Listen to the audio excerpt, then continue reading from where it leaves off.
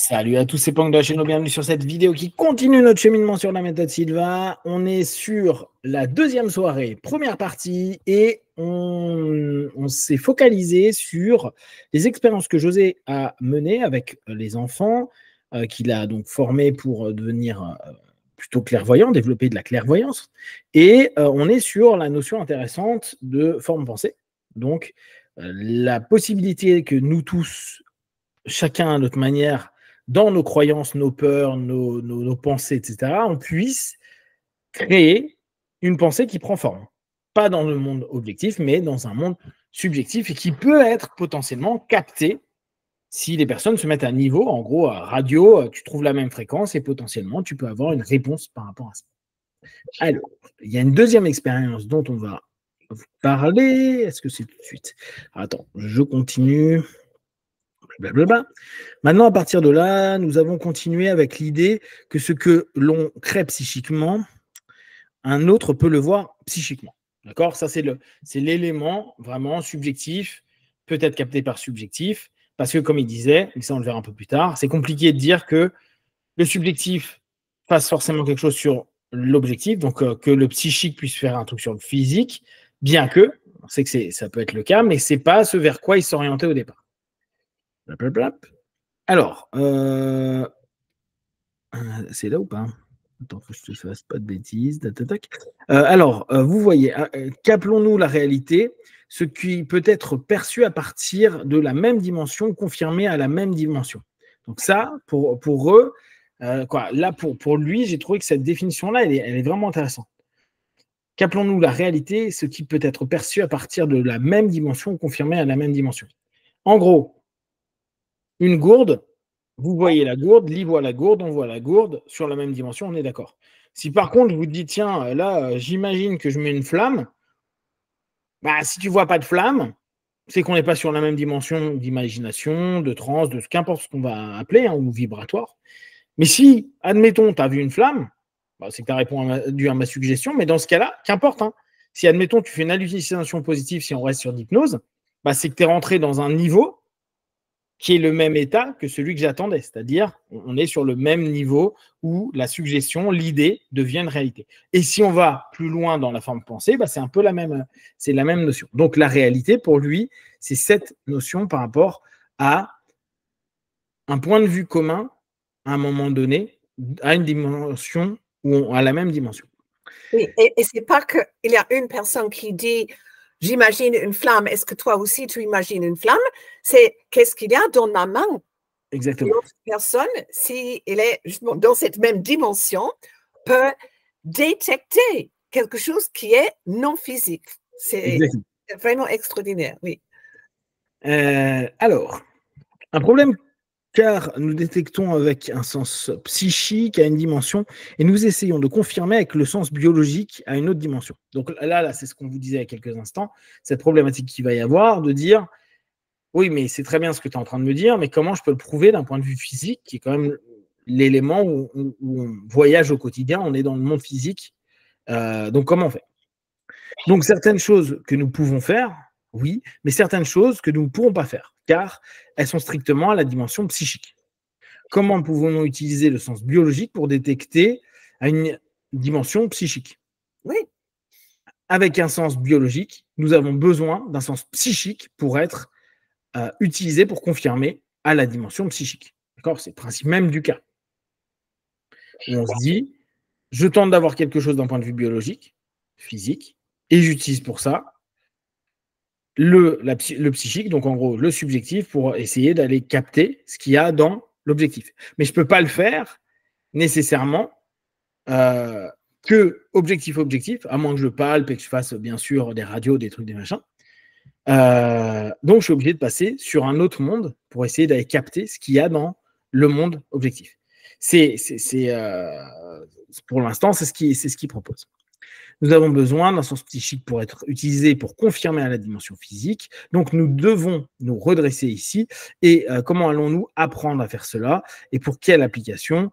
Jusqu'où pouvons-nous aller en essayant de confirmer ou qu'est-ce qui doit être confirmé? Quelque chose de détecté psychiquement avec un sens psychique, à une dimension psychique. Et cela pour que ça se reflète à une dimension physique, dimension biologique. Donc là, on est purement dans les notions d'écart. J'utilise le psychique pour tenter d'aller capter ce qui peut se passer d'un point de vue biologique. Ok, bon, ça c'était juste pour reprendre cette notion-là. Maintenant que nous parlons de quelque chose que nous ne comprenons pas, ou que c'est totalement spirituel, ou complètement spirituel, peut-être à la frontière du physique, nous disons alors subjectif. Ça, j'ai trouvé que c'était intéressant. Donc, quand nous parlons de quelque chose que nous ne comprenons pas, ou que c'est totalement spirituel, ou à la frontière du physique, c'est-à-dire on ne sait pas trop si c'est énergétique, vibratoire, nous disons que c'est alors subjectif. D'accord ? Il a créé des mots avec une certaine généralisation qui reprend un certain nombre de concepts. Donc, quand on utilise le mot subjectif ou objectif dans la méthode Silva, il a vraiment une intention derrière qui est spécifique. Alors, il y a une question qui dit certaines cultures parlent du troisième plan ou d'un univers d'esprit. Quelle est votre interprétation à cela ? Donc là, c'est plutôt des questions associées au chamanisme. Alors, pour l'instant, on n'a toujours pas le camion, mais je crois que c'est après.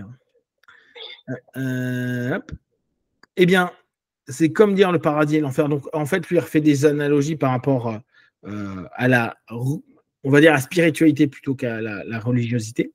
Mais quelle est notre interprétation, notre concept du paradis et de l'enfer ? Et nous trouvons que notre interprétation du paradis est l'illumination, la connaissance et la sagesse, et l'enfer simplement l'ignorance. Parce qu'à cause de l'ignorance, nous commettons des erreurs et créons des monstres qui n'ont jamais existé. À cause de l'ignorance, nous avons créé des démons qui n'ont jamais existé. Et bien sûr, si nous créons psychiquement quoi qu'il soit maintenant, ils existent. Voilà. Et là, il revient sur la boucle qu'on a vue sur donc, la vidéo précédente, cette notion de potentiellement, c'est parce que je crois, et là on est dans le monde de la croyance, parce que je crois à une idée que cette idée devient, mais même si j'émets cette idée-là, donc par exemple ma peur d'un démon ou de quelque chose de négatif, je laisse une trace, une germe, quelque chose, psychiquement parlant, qui peut être capté par quelqu'un d'autre qui va prendre cette peur-là. Ça, c'est l'idée. Et je vous dis, c'est quelque chose qui est très courant dans énormément de courants de pensée plutôt ésotériques. Donc là, c'est assez amusant parce qu'il est vraiment dans cette notion-là. En gros, ce que vous êtes en train de faire au niveau subjectif peut avoir un impact au niveau objectif dans la vie des gens. Parce qu'ils l'auront capté non pas d'un niveau objectif, mais d'un niveau subjectif. J'espère qu'on est clair là-dessus. Parce que c'est simple, mais c'est pas si simple que ça en fait. À cause de l'ignorance, nous avons créé des démons qui n'ont jamais existé. Et bien sûr, si nous créons psychiquement quoi que ce soit, ils existent. Comme le petit camion jouet. Voilà. Tout autre psychique, tout autre enfant entrant dans cette dimension verra cela. Alors, donc, attends, mais... Je crois que tu as raté l'histoire du camion. Je crois que j'ai loupé le camion. Ah, attends, je l'ai là, attends. De projeter. Ouais, attends. À partir de maintenant, psychiquement, il y a tous deux projetés la même dimension, ils ont été retrouvés à des mêmes dimensions. Donc nous avons cet enfant, celui avec lequel nous avons fait cela. Nous nous souviendrons toujours de la première fois que nous avons fait cela. Nous essayons d'amener cet enfant à créer quelque chose avec son esprit. Et c'était très difficile de lui faire comprendre ce que nous voulions dire. Donc là, on est sur l'exemple du camion. Voilà. Oui. Parce qu'il ne savait pas ce qu'était la création. Nous avons dit, eh bien, vous savez ce que c'est que quand vous dessinez quelque chose ? Oui. Mais au lieu de dessiner sur un morceau de papier, vous faites croire que vous avez des morceaux de bois que vous pouvez assembler. Et si c'était difficile à voir jusqu'à maintenant, il a finalement compris. Il voulait faire croire qu'il construisait une petite voiture jouet, un petit camion jouet. Vous savez, il a commencé à le faire. Et puis, quand il faisait cela et a dit, vous savez, je vais le peindre, puis-je mettre la couleur avec mon esprit ? Nous lui avons dit, ouais. Imaginez qu'il met de la peinture dessus. Il a choisi de la peindre en vert avec des roues rouges. Pendant qu'il faisait cela, nous sommes allés dans un autre laboratoire et avons ensuite emmené un autre enfant à des niveaux et avons dit, allons voir ce que celui là-bas, Jimmy, fait. Alors, il est allé à des niveaux, donc en alpha, hein, et il a dit, il construit un petit camion jouet. Il a ajouté, il est vert avec des roues rouges. Elle ressemblait à ça, l'histoire que tu avais entendue sur le camion et les roues rouges? Oui, souvent. Et en fait, il fait une grande partie de le Ultramind ESP, parce qu'on parle beaucoup plus du monde subjectif dans ce cours-là. Oui, oui. Exactement. Oui, c'est très célèbre cette expérience. Malheureusement, on n'a pas répété beaucoup. Et j'aimerais vraiment avoir, parce que là, on revient souvent à cette histoire, le camion vert avec les roues rouges. C'est très impressionnant. Mais pour convaincre un scientifique, il fallait pouvoir le répéter avec d'autres enfants et d'autres occasions. Mais si déjà, même si ça arrive juste une fois dans une expérience où on l'a observé, c'est quand même assez impressionnant. Ouais, c'est amusant. Moi, j'aime bien, mais c'est quelque chose qui existe uniquement dans la pensée de quelqu'un d'autre. C'est ça. Comme si c'est réel. C'est ça. Mais c'est là où on revient. Alors, moi, je suis comme toi. Hein, moi, j'aime beaucoup, mais ayant toujours mon côté, ouais, mais il faut le répéter plein de fois parce qu'il faudrait. Si on veut prouver quelque chose, il faut qu'on puisse le répéter de façon hyper scientifique. Donc, avec des enfants qui sont pas au courant d'eux, qui savent aller en alpha parce que c'est un des prérequis et qui font l'expérience et on le fait sans aucune suggestion. Bon, on connaît tout le principe. Néanmoins. Là, c'est vrai qu'effectivement, ce qui est dommage, c'est qu'il n'y a pas eu assez de répétition de ça pour valider l'expérience. Elle est intéressante, mais c'est aussi des expériences qu'on retrouve, et tu en avais déjà parlé, avec des personnes qui font de la médiumnie. Il y a beaucoup de personnes qui vont avoir cette notion de savoir parfois ce que pense la personne à un moment T, ou en tout cas, est-ce que c'est lui qui le suggère a posteriori, j'en sais rien. Mais il y a cette notion où il y a une connexion qui arrive à se faire sur ce que ressent, perçoit, voit la personne. Donc, on pourrait se dire, tiens, il y a d'autres personnes dans d'autres méthodes qui arrivent à avoir pas tout à fait la même chose, mais des choses qui ressemblent pas mal. Mais ce que j'aime beaucoup dans ces expériences et surtout ces discussions, c'est qu'ils bouleversent complètement notre notion de réalité. Pour nous, c'est réel uniquement si on peut le toucher, le voir avec les sens objectifs. Oui. Mais pour lui, si c'est quelque chose que quelqu'un d'autre peut observer, ça existe, c'est réel. Oui. Et toutes ces histoires de démons, oui. Donc les démons, tu crois qu'ils sont réels? Et il dit tout simplement, mais bien sûr, ils sont réels, mais c'est parce que nous, on les a créés. C'est pour ça. Il ne croit pas vraiment dans l'existence des démons dans un sens objectif, mais les gens qui ont pensé ont créé ces formes pensées, quoi. Donc, ça existe. Mais c'est souvent le principe de la croyance. À partir du moment où tu crois que quelque chose existe, cette chose-là qui n'existait peut-être pas jusqu'à présent devient existante pour toi. Et donc, dès lors, tu vis les conséquences de la croyance que tu as. Oui.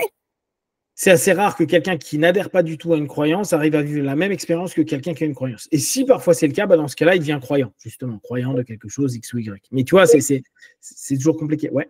Justement, je ne sais plus si on a discuté ça, parce que ça fait très longtemps, mais José Silva, à un certain moment, pendant sa carrière, au départ, avait entendu qu'un sorcier au Mexique, lui, avait envoyé un sort.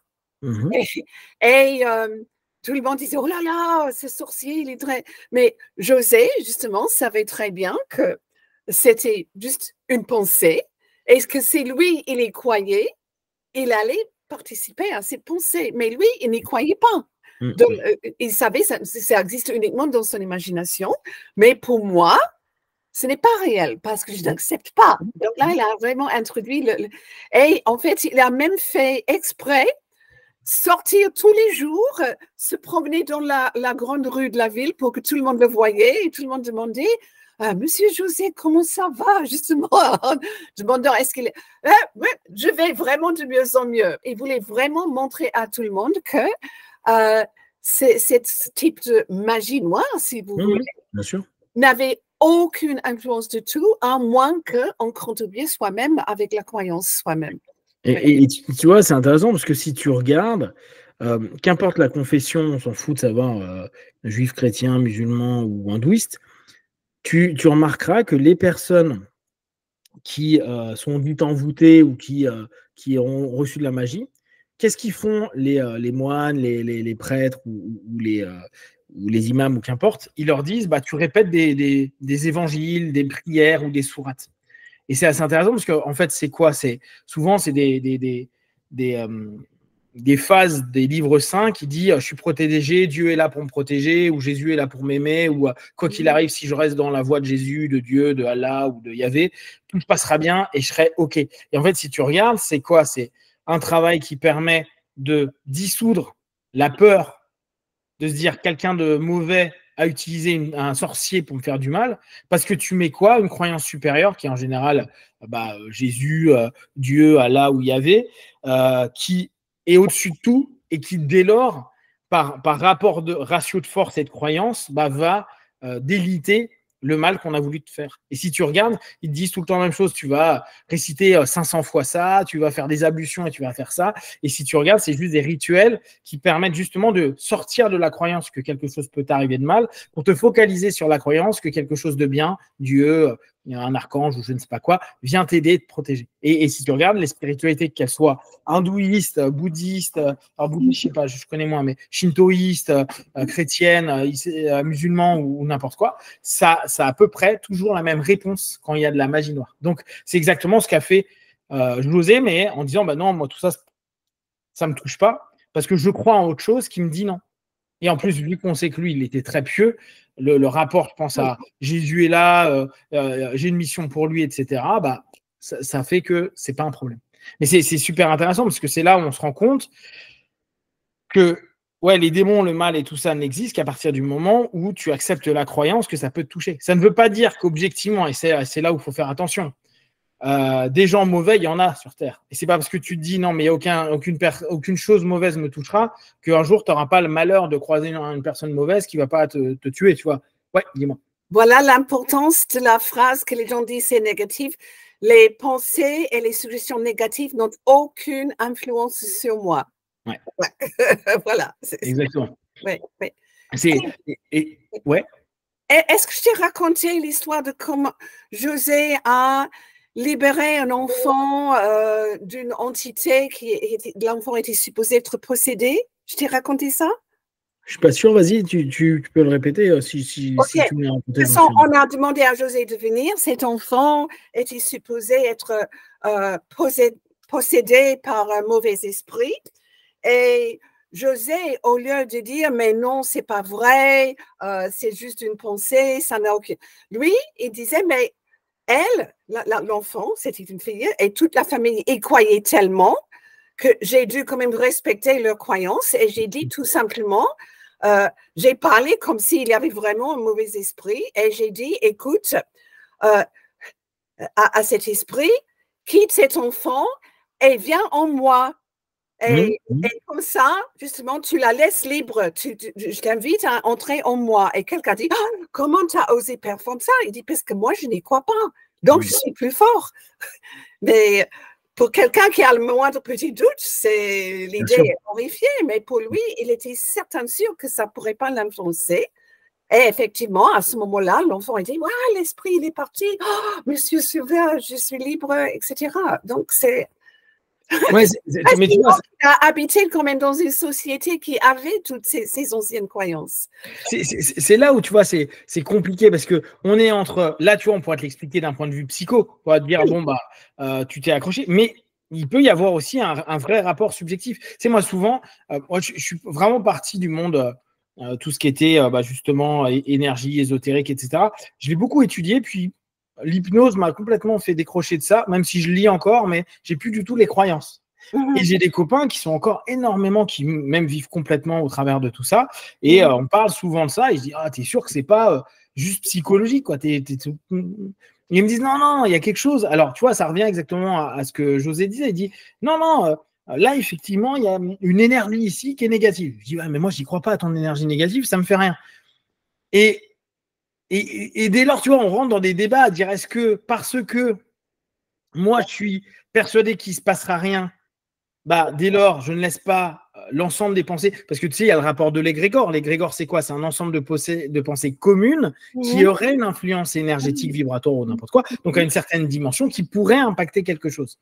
Le corps physique, le corps émotionnel, le corps éthérique, ce que tu veux. Et justement, nos débats sont là-dessus, à dire, mais est-ce que parce que moi, je refuse, bah, comme tu viens de dire avec José, ces notions-là auxquelles je croyais avant, mais aujourd'hui, pour moi, ça s'est vraiment fermé, bah, il ne m'arrive pas la conséquence qui devrait m'arriver par rapport au fait d'y croire. Et lui, il me dit, si, mais ça existe quand même. Et tu vois, on reste toujours dans cette notion. Est-ce que c'est de la psycho? Est-ce que c'est du monde subjectif? Donc, est-ce que c'est de l'énergétique, du vibratoire? Il y a certainement de tout, tu vois.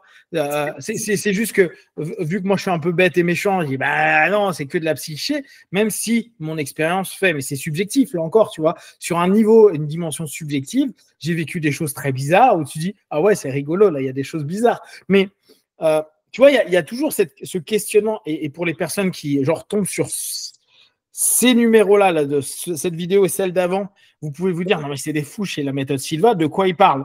Non, vous inquiétez pas, là, on est juste en train on gratte un petit peu les origines de la méthode Silva et vous inquiétez pas, aujourd'hui, dans les cours, c'est pas du tout le genre de choses auxquelles vous allez entendre. C'est cours avancés, et c'est cours avancés d'il y a 50 ans. Ça n'a rien à voir avec ce qui est fait aujourd'hui, mais c'est intéressant pour nous parce que ça fait aussi partie de la culture de José, ça fait aussi partie de la genèse de la méthode Silva, et que, oui, dans la méthode Silva, vu que c'est pas du tout, justement, ni religieux, ni spirituel, ni emmené dans les croyances ésotériques, il y a des gens qui y croient, il y a des gens qui n'y croient pas.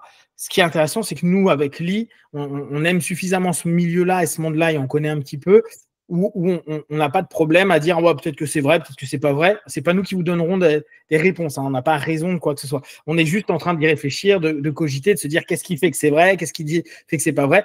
Et on n'aura pas la réponse. Hein. Sinon, on serait millionnaire avec Lee et on vendrait nos connaissances absolues à l'univers, mais ce qui n'est pas le cas. Donc, okay. mais tu vois, c'est compliqué, hein, parce que là, on est exactement là-dessus. On est entre, effectivement, tu peux penser quelque chose et cette chose-là impacte la personne, alors que tu lui as jamais rien dit. Tu peux te dire, bah, il y a quelque chose d'autre. On revient à nouveau à, ouais, mais les cas, tu es bien d'accord que les personnes ne sont pas dans la pièce avec toi, elles sont ailleurs. Donc, il se passe quoi? Comment ça se fait? Comment tu le sais? Comment tu as l'information? On a cette zone d'inconnu où on tente d'avoir une explication. Là, chez nous, dans la méthode Silva, c'est le monde subjectif et la connexion à ce monde-là. Mais c'est toujours compliqué et beaucoup de personnes peuvent ne pas être du tout d'accord avec ce qu'on est en train de dire là, comme dire ah ouais, complètement, on est d'accord. Mais c'est génial que je trouve qu'il touche ça. Qu'est-ce que toi, t'en penses de façon générale justement de cet impact du monde subjectif au monde objectif? Est-ce que toi, dans tes croyances, il y a du réel dedans? Alors, tu vois, réel étant toujours compliqué. C'est vrai que c'est un vrai paradoxe, parce que ce mot réel est tellement lié au monde objectif. Alors, voilà José qui dit, puisque tu peux l'observer subjectivement, ça existe, mais ça existe uniquement dans la dimension subjective. Ça ne veut pas dire qu'on peut vous influencer objectivement, à moins que vous l'acceptez vous-même. Donc, une pensée de diable ou de hex, envoûtement ou quelque chose comme ça, pour la personne qui l'envoie, quelqu'un peut le détecter subjectivement. Mais si, comme José, il détecte cette pensée de quelqu'un d'autre, il dit, mais non, moi, je ne vais pas laisser ça, ça ne peut pas m'influencer objectivement. C'est vrai que ça existe, mais ce n'est qu'une pensée. Et une pensée ne peut pas m'influencer à moins que moi j'accepte cette pensée. Je crois que c'est un peu ça. Ouais. J'aime bien, quoi. Tu vois, moi, ça me parle bien ce que tu es en train de dire là. Et puis, bien qu'on n'en parle pas du tout dans les cours aujourd'hui, j'ai eu quand même au moins 2 personnes dans le cours qui étaient convaincues qu'ils étaient envoûtés et en faisant le cours fini, complètement disparu, etc. Il y avait un cas très, très spécial. La dame m'a parlé beaucoup avant de faire le cours. Elle était convaincue qu'elle était sous un envoûtement d'une autre personne. Et elle disait, mais c'est pas que moi, hein? Même mon mari, qui est scientifique, croit que je suis envoûtée. Elle m'a raconté toute une série de mauvais événements, de maladies, vraiment une tellement mauvaise chance parce qu'elle croyait que c'était vrai. Et le moment qu'elle a fait Sylvain, tout ça s'est arrêté, presque automatiquement. Intéressant. Ouais, mais tu vois, c'est très compliqué. Tu vois, moi, j'ai un vrai truc. Tu vois, et c'est ce que je voulais dire un petit peu plus tôt, parce que là aussi, ça peut être un peu compliqué pour des gens. Et pour moi, le premier, hein. La notion de réel, là, dans ce que définit José, je vais lui reprendre, je vais reprendre les mots. Ce qui peut être perçu à partir de la même dimension ou confirmé à la même dimension. Voilà. Ce qui est compliqué, et là, je reprends vraiment de la psycho, hein, dans les psychopathologies. Donc, dans les notions, aujourd'hui, on ne parle plus forcément de psychotique, mais nous, on utilise ce mot-là parce que c'est le mot le plus commun.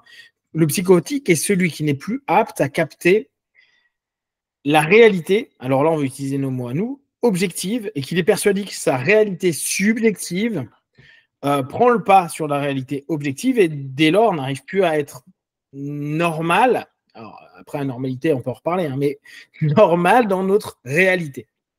C'est-à-dire, il ne distingue plus entre objectif et subjectif. Exactement. Il y a une confusion objectif-subjectif. Mais, c'est là le problème, tu vois, si on reprend ce truc-là. Pour avoir été voir des personnes qui m'étaient très proches à l'hôpital psychiatrique, tu as des gens qui se font des débats d'idées au travers de choses où ils sont persuadés dans leur subjectivité et ils comprennent complètement l'autre dans ce qu'il dit et voient la même chose. Tu vois, ils vont avoir le même monde subjectif avec les mêmes réalités du monde subjectif. Mais dans ce cas-là, ils sont dans la réalité, mais d'un monde subjectif, mais qui est complètement déconnecté du monde objectif. Et tu vois, c'est toujours compliqué parce que tu ne peux pas forcément dire que des psychotiques, ils sont dans la réalité. Mais si des psychotiques entre eux se comprennent dans leur monde subjectif, tu vois, et c'est là où il faut faire attention. Ramenez toujours tout dans le monde objectif et sortez des mondes subjectifs qui prennent le pas sur le monde objectif. Sinon, on risque d'arriver sur des pathologies. Tu vois le recadrage que je trouve important à refaire, parce que sinon, certains fous, et là le mot il est mal trouvé, mais c'est le mot qu'on utilise malheureusement aujourd'hui, vont avoir des dialogues hyper cohérents dans un monde qui ne l'est complètement pas, et ils voient les mêmes choses eux. Ils vont dire, ah ouais, mais regarde, lui, c'est un mec du CIA. Mais non, c'est ton docteur. Si, non, mais on sait que ce gars-là, il veut nous faire du mal, etc. Et objectivement, subjectivement, il voit qu'objectivement, cet homme-là, réel objectif, est un agent du CIA, de Mossad ou de l'action, je sais pas quoi. Tu vois. Et ça, c'est compliqué parfois. Donc, j'adore sa définition, mais il faut peut-être garder, là, tu l'as bien dit tout à l'heure, cette idée qu'il ne faut pas qu'il y ait une confusion du subjectif sur l'objectif à aucun moment. Et s'il y a compréhension ou lien dans le monde subjectif, il ne reste que dans le monde subjectif potentiel, mais on ne pourra pas valider, et on revient sur ce qu'il a dit un petit peu plus tard avec, il n'y a pas de machine qui te permet de dire objectivement que ce que l'on vient de penser subjectivement était quelque chose de réel. Ouais, vas-y. Même si c'est pour ça que j'ai jamais pu arriver à halluciner en hypnose. Parce que je crois que j'ai quelque chose en moi qui dit non, il ne faut pas que tu fasses confusion entre objectif et subjectif. Donc, le fameux horloge sur le mur, je peux le voir en Technicolor, en 3D, la texture du bois et tout ça. J'ouvre les yeux, il n'y a rien. Parce que ce n'est pas dans le monde objectif. Eh ben, tu sais que ça, c'est hyper intéressant, la remarque que tu fais, parce que moi, je t'avais déjà dit, et puis je l'ai déjà partagé à plusieurs reprises, moi, je hallucine très facilement. Auditivement, visuellement, ouais, pas mal, mais surtout auditivement et kinesthésiquement, je peux très facilement halluciner. Ouais, visuellement, je peux aussi.